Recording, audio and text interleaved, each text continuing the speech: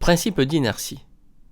Quelle sera dans les années futures la trajectoire de la sonde Voyager 1, l'objet humain le plus éloigné à ce jour envoyé dans l'espace, quand l'influence gravitationnelle des astres du système solaire deviendra négligeable?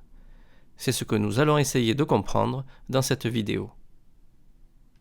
Observons de dessus cette expérience dans laquelle un palais en lévitation sur coussin d'air est attaché par un fil tendu à un point fixe. L'action de la soufflerie permet de compenser le poids du palais, et il n'y a pas de force de frottement avec le support. Au début de l'expérience, le palais tourne autour du point fixe, puis le fil est coupé. En repérant par un point dans le repère OXY la position du palais à des intervalles de temps égaux, on constate que ces points sont régulièrement espacés. La valeur de la vitesse du palais est donc constante. Tant que le fil est tendu, la trajectoire du palais est circulaire. Il a un mouvement circulaire uniforme. Lorsque le fil est coupé, le mouvement du palais devient rectiligne uniforme. Intéressons-nous à cette deuxième phase du mouvement. Lorsque le fil est coupé, le palais n'est soumis qu'à deux forces, le poids P et l'action de la soufflerière qui compense les effets du poids et fait léviter le palais. Il a dans cette phase un mouvement rectiligne et uniforme. Son vecteur vitesse v reste constant. Le principe d'inertie permet de généraliser ce résultat. Un système qui n'est soumis à aucune force ou soumis à des forces qui se compensent, comme le palais dans l'expérience précédente, est soit immobile, soit en mouvement rectiligne uniforme. Aux confins de notre système solaire, l'influence des forces de gravitation exercées par les astres du système solaire est quasiment négligeable. On peut donc considérer que la sonde Voyager aura un mouvement rectiligne uniforme. La contraposée du principe d'inertie nous permet également de dire que si entre deux instants voisins, un système n'est ni immobile ni en mouvement rectiligne uniforme, les forces s'exerçant sur lui ne se compensent pas, et son vecteur vitesse varie. Voyons cela sur deux exemples. Intéressons-nous à la partie circulaire du mouvement. Dans cette phase, le palais est soumis à trois forces. Son poids P et l'action de la soufflerie R qui se compense, et la tension T exercée par le fil tendu. La tension du fil courbe la trajectoire du palais à chaque instant. Une force peut modifier la direction du mouvement, donc modifier le vecteur vitesse v. On lâche maintenant un objet dans le champ de pesanteur terrestre. En l'absence de frottement, il n'est soumis qu'à son poids P. On dit qu'il est en chute libre verticale.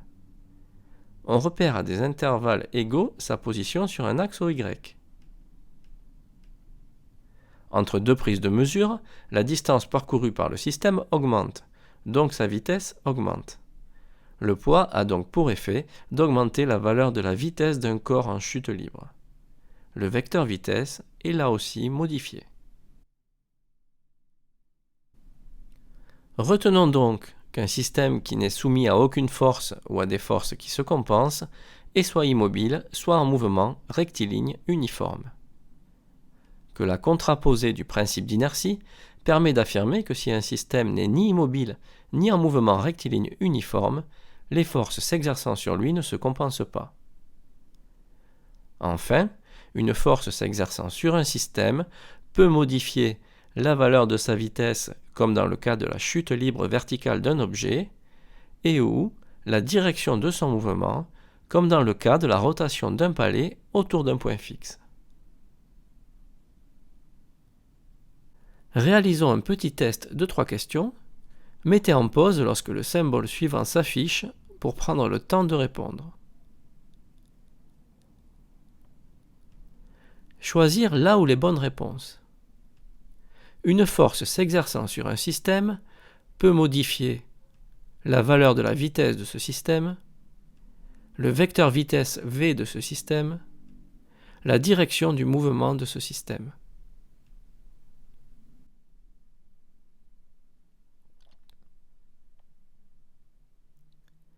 Une force dont la direction est celle du mouvement modifiera la valeur de la vitesse du système. alors qu'une force dont la direction n'est pas celle du mouvement modifiera la direction et ou la valeur de la vitesse du système. Dans les deux cas, le vecteur vitesse est modifié. Toutes les réponses sont donc correctes.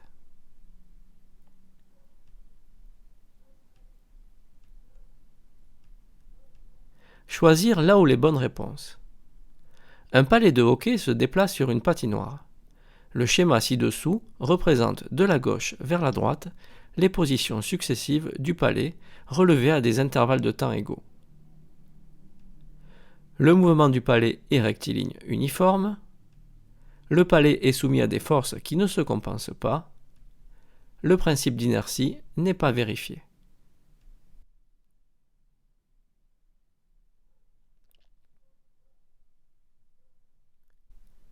Les positions relevées à des intervalles de temps égaux sont de plus en plus rapprochées. Le mouvement du palais est rectiligne décéléré. Le palais est donc soumis à des forces qui ne se compensent pas conformément à la contraposée du principe d'inertie. Ce dernier est donc bien vérifié. Choisir là où les bonnes réponses. Un parachutiste saute d'un avion. Il tombe en chute libre verticale. Il est soumis à une seule force, son poids P. Il est soumis à son poids P et à l'action de l'air. Le mouvement du parachutiste sera rectiligne uniforme.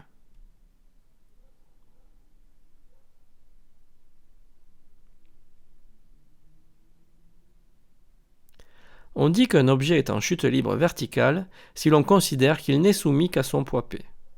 Dans l'air, l'action de ce dernier sera donc négligée. Le mouvement du parachutiste en chute libre sera donc rectiligne accéléré.